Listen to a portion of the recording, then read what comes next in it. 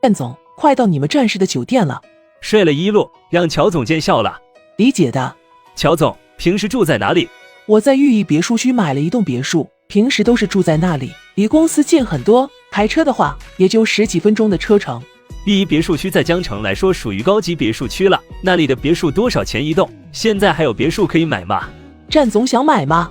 我以往过来都是住在酒店里居多，但是我觉得住在酒店里始终没有家的感觉，便想买栋房子当做是我在江城的家。不过我很少来江城，对这边的房子不是很了解。乔总是江城人，你们乔氏也涉及房地产，我想乔总肯定能帮我这个忙的。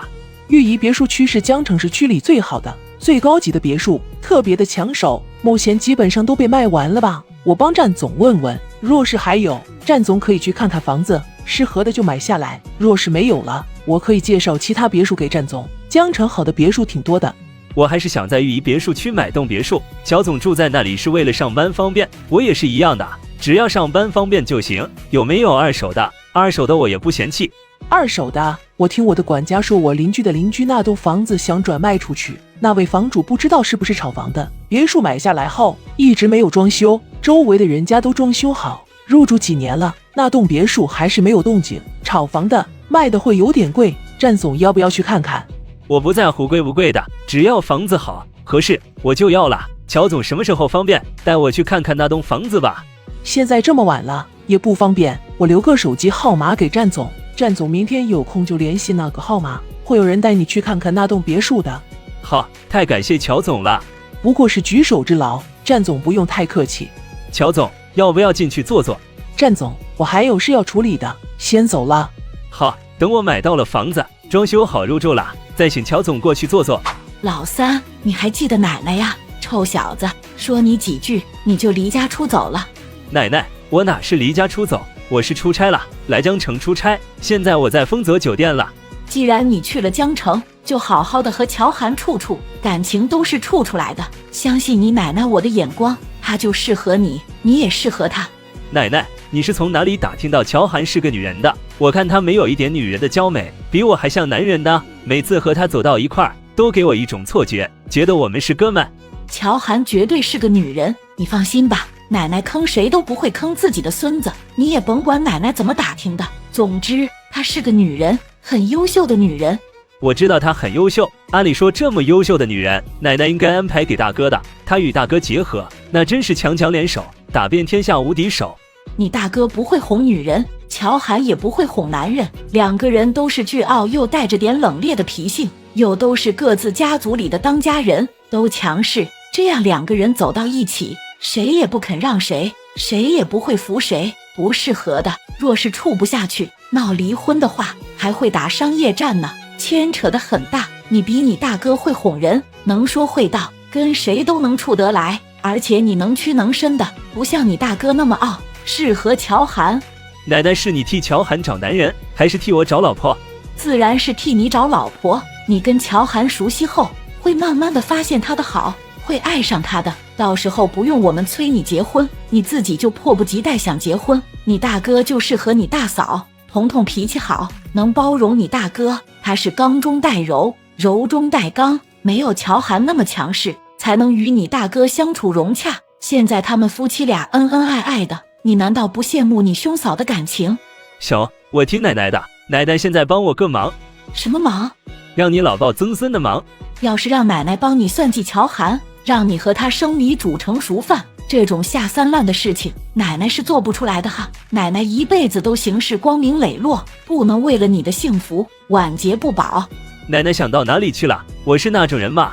奶奶想对你们的培养是很成功的，你们都属于人品好、能力强、有责任心的青年才俊，做不出那种事情。若你真的做了，奶奶好久没有练过功夫了，行动也没有年轻时敏捷了，不过抽你的力气还是有的。奶奶，你能等我把话说完吗？你说呀，明明是你自己说一半留一半，没有一次性把话说完，好意思怪奶奶，也就是亲奶奶才能这样包容着你。奶奶，我明天去看房，需要一位风水大师，有没有真材实料不要紧，能骗人就行，要把黑的说成白的那种本事。你要看房需要风水大师，奶奶理解，买房是一辈子的大事，要是买的风水格局不好的房子，住着都不会顺利。但是你说要个会骗人的大师，你这是认为奶奶请不到有料的风水大师给你看房子吗？奶奶，我就是要个口才好、脸皮厚的大师帮我个忙而已。口才好、脸皮厚的才会骗人，骗人能骗得脸不红气不喘的。总之，奶奶帮我这个忙就行了。我明天就要用到大师，奶奶帮我安排一下。在战浩宇挂了电话后，老太太就联系了一位大师，让那位大师安排他的徒弟飞一趟江城，安排好战浩宇的事情。老太太心情愉悦，大晚上跑去长孙的家里。老夫人，你要过来也不提前打电话给我们过去接你呀。老夫人是打车过来的吗？我让司机送我来的，下车后就让司机回去了。阿印和海童回来了吗？大少爷平时是9点半到家，大少奶奶一般会在大少爷回来之前到家。不过今晚大少奶奶陪着大少爷应酬，可能没有那么快回来。小俩口倒是越来越忙了。比起以前，大少爷轻松了很多，是大少奶奶越来越忙了。大少奶奶要忙着她的生意，还要打理大少爷的私产，还没有完全上手，就显得忙一点。阿明，我就是闲得无聊过来看看的，没其他事。你坐下来，咱们话话家常。最近阿印和彤彤这边还好吧？小俩口有一段时间没有回过山庄了。很好的，大少爷还是老样子，喜欢乱吃飞醋。只要大少奶奶稍微忽略了他，就要求大少奶奶给他写情书，要不就是要大少奶奶各种哄他。阿印就是个傲娇又闷骚的家伙，也就是彤彤才能包容着他。有件事不知道该不该告诉老太太。你既然开口了，就说吧，别勾出我的好奇心又不说。不用担心阿印会怪你，就算你不说，我想知道的事情还是能查到的。阿印知道我的本事，不会怀疑到你头上。大少爷招惹了烂桃花，就他那张脸，那样的身份地位，他不招惹烂桃花，烂桃花也会来找他的。这次是哪家千金看上你们大少爷了？段小姐好像是云城还是哪里的，来找过一次大少奶奶，大少奶奶都做好了应战的准备。结果第2天，大少奶奶就收到消息，段小姐连夜离开了宛城。段小姐，段氏集团段总的独生女段芊芊吧？她会看上阿印一点都不奇怪，她有点本事，又是独生女，若没有意外，段氏集团将来是交到她手里的。段小姐心性傲，自然觉得以她的条件，只能是阿印这样的男人才配得起她。只是段总是个聪明人，按理不会由着他的女儿插足别人婚姻当第三者的呀。明叔不接话，也不知道怎么接话。这件事阿印小俩口会处理，用不着我老人家出手。此时战印抱着海童急匆匆地进屋，明叔吓了一跳。大少爷，大少奶奶怎么了？战印没有回答明叔的问话。明叔看到自家大少奶奶的脸色红红的，神志似乎不清醒了，马上就猜到她是被人算计了。阿印，彤彤怎么了？奶奶，等会儿再和你说。战印说话的同时，抱着海童匆匆地上楼去。老夫人，大少奶奶可能是遭到算计了，我看大少奶奶的脸色红红的，神志不清。遭到算计？彤彤是陪着阿印去应酬，谁敢在阿印的眼皮底下算计彤彤？我看大少奶奶的样子就是遭到算计，怎么回事？只能等大少爷下楼了，老夫人再问大少爷了。我现在出去找阿七他们问问到底发生了什么事。很快，明叔进来了。怎么样？阿七说，在宴会上遇到了张家少爷，张家少爷和大少奶奶打招呼，闲聊了几句，大少爷不开心，大少奶奶从侍者那里要了2杯酒水，逗着大少爷开心，两个人都喝了酒。没多久，大少奶奶就出事了。大少爷发觉不妥后，当场震怒，命人一番调查，发现对方是想算计别人的。谁想到那杯加了料的酒会被大少奶奶要了过去。海童这是什么运气啊？阿明，没事了，你去休息吧。老太太让明叔去休息，他老人家在1楼等着战印。战印好一会儿才从楼上下来。今晚刮什么风，把奶奶刮到我这里来了？自从我和彤彤和好如初后，奶奶就像忘记还有我这个孙子似的，已经很久不来了。奶奶虽说老眼昏花，还是有点眼力的，不会天天跑来当电灯泡。我要是常住在你这里，你怕是天天都黑着一张砂锅脸呢。我让明叔去问了阿七他们，知道了事情的原因。你们夫妻俩运气还真是好呀。要不要奶奶现在去给你炖10全大补汤？天气热，我可不想流鼻血。看到张念生了？张家看我和彤彤感情稳定了，张念生也死了心。就把张念生从分公司调了回来，重新进入张氏集团，现在充当张总的秘书，天天跟在张总后面，是由张总亲自带他教他。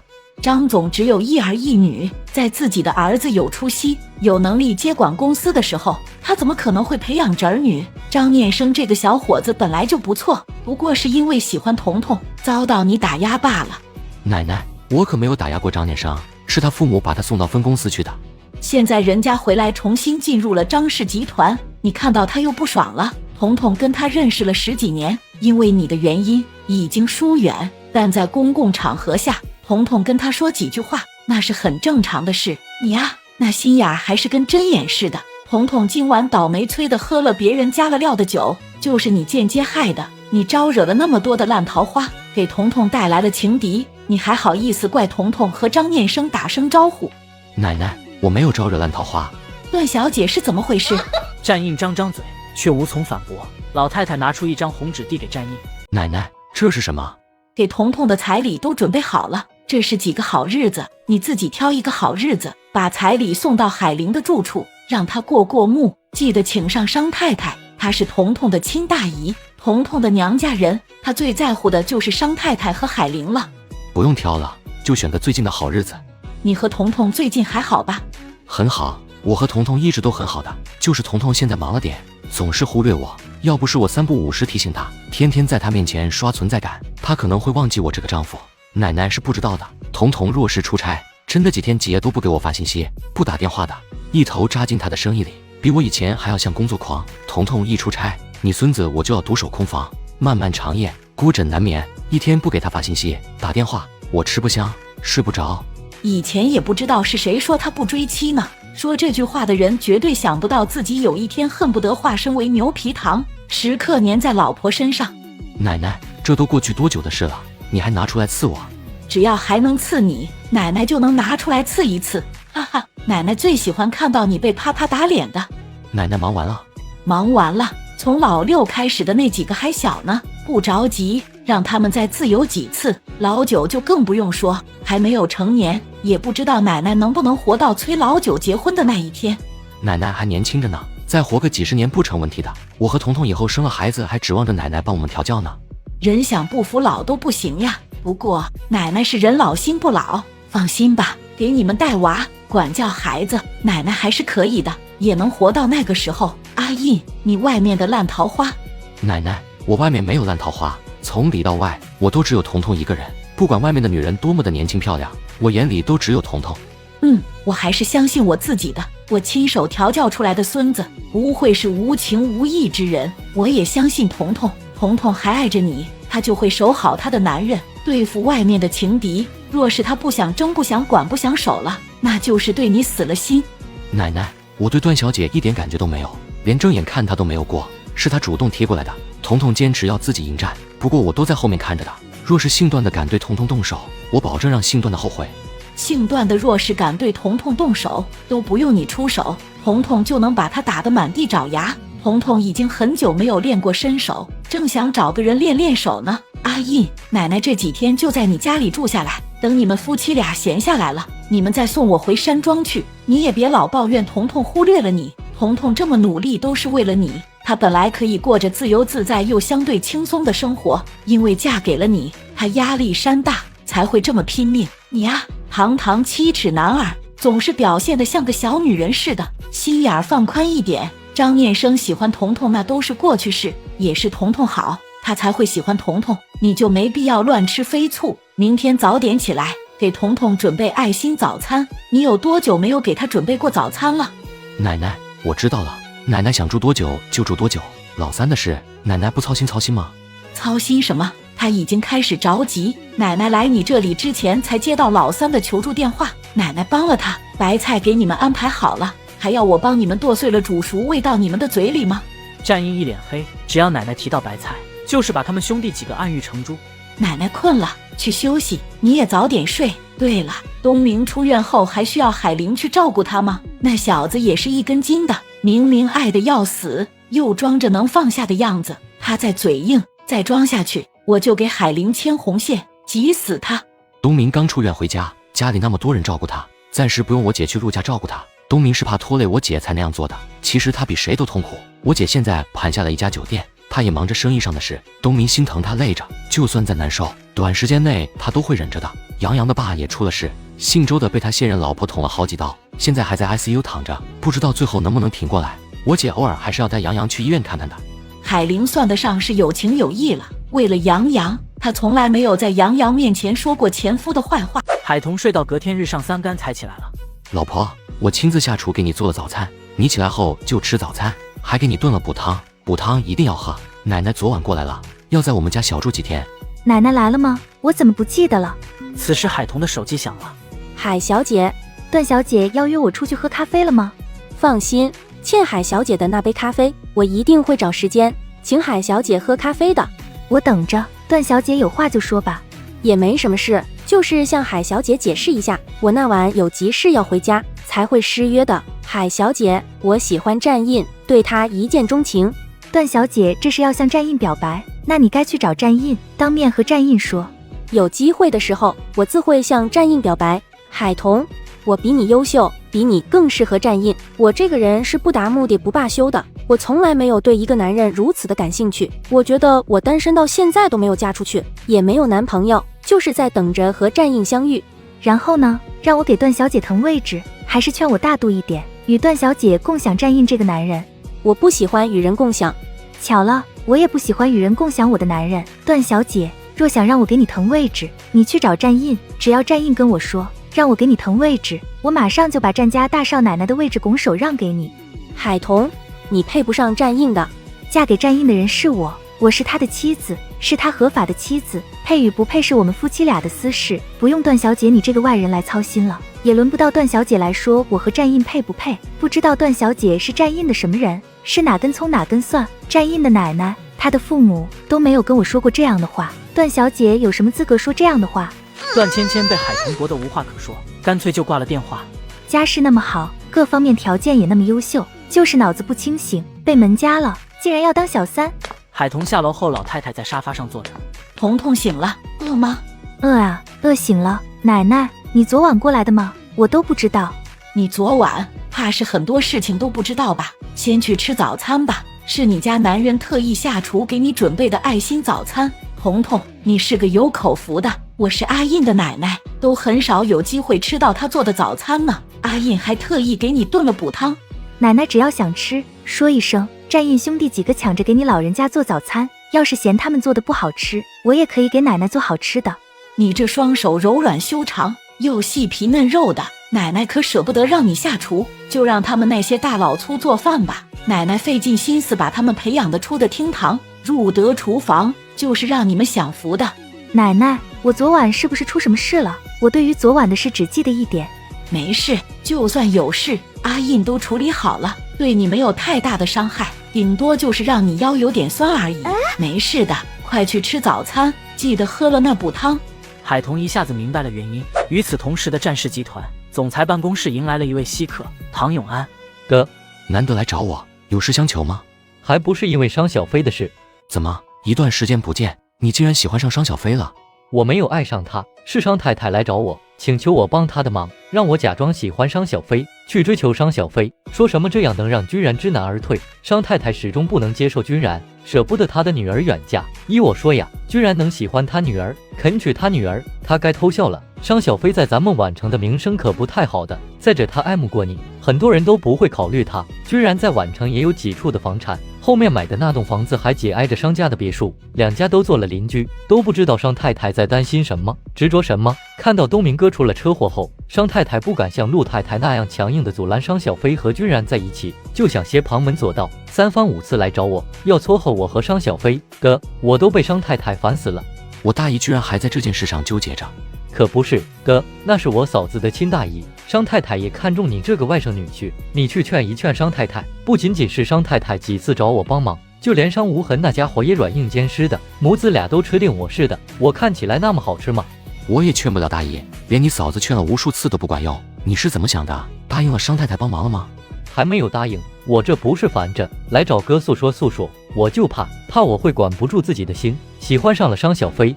永安，我还是第一次看到你如此的不自信，你居然会害怕喜欢商小飞。我现在没有喜欢他，我是说，若是答应了商太太，帮了他的忙，我就怕相处的时间长了，会喜欢商小飞。商小飞对待感情是很执着，你不要趟这浑水，他现在眼里心里都只有君然。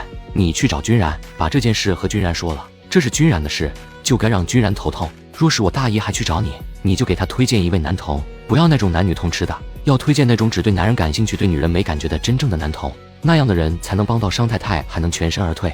我身边的朋友没有人是男童，我也不认识男童，怎么推荐？再说了，商太太的意思是撮合我和商小飞，不仅仅是单纯的拆散商小飞和居然。哥有认识的男童吗？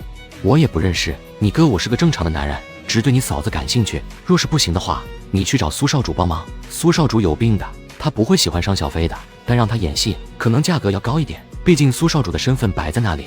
苏少主有病？哥，苏少主有什么病？那方面不行，怪不得他和东敏哥差不多的年纪，到现在还单着。我以为他是没有遇到喜欢的人呢，原来是有病呀。不是不行，是说有寡情病，就是要遇到与他有缘的女孩子，他才能成为一个真正的男人。若是遇不到，他就和太监无异，不知道是真是假。那是他应付苏家主催婚时，特意当着我们的面说出来的。肯定是假的，他一把年纪了，苏家主催婚很正常，但他不想结婚，肯定会找个理由拒绝父母的催婚。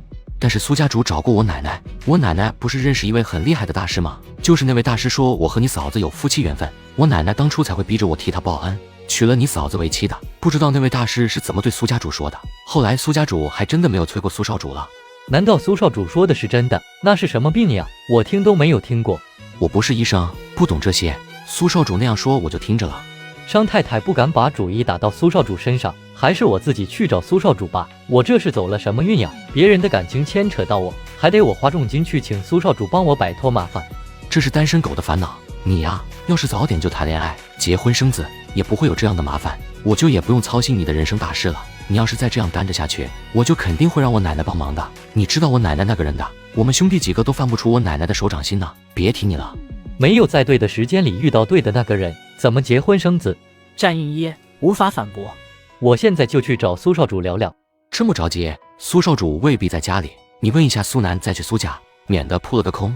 我也不想急，可我实在是怕商太太的撮合。她算计人的时候总是不着痕迹的，往往是跳进她的坑里了才会反应过来，想爬出她挖的坑就有点困难了。能被大姨算计你，说明你很优秀。他们家有多疼爱着商小飞，管城的人都知道的。不是十分优秀的男人，他们家还看不上呢。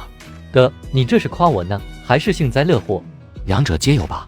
我去找苏南问问，因为商太太的撮合，我最近都无法安心工作，这笔损失可得找商无痕补回来。我最近有个项目，想找商无痕接手，赚点他的钱。有好的项目记得叫上你哥我保证大力投资、合作、共赢。那还用说吗？